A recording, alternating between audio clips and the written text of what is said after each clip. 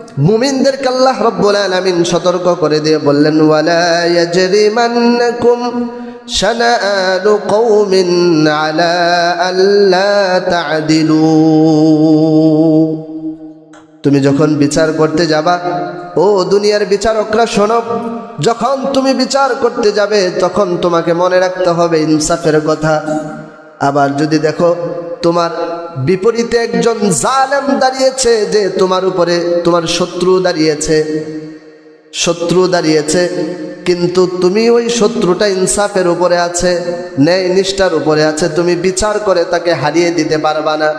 আল্লাহ রাব্বুল আলামিন বললেন, লা ইয়াজরিমান্নাকুম শানাআনু কওমিন, তোমার শত্রুর গোত্র থেকে, শত্রুর বংশ থেকেও যদি কোনো মানুষ আসে, তাও ইনসাফ কায়েমের জন্য, ইনসাফ প্রতিষ্ঠা করতে যেন তোমাকে বাধা প্রদান না করে, যে এটা তো আমার শত্রু, তাকে হারাতেই হবে, তাকে পদদলিত করতে হবে, না, এটা করা যাবে না।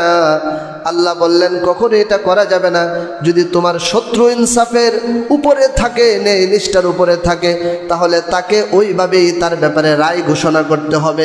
যদিও তোমার শত্রু হোক না কেন, কার পক্ষে যাবে এটা দেখার সময় নাই।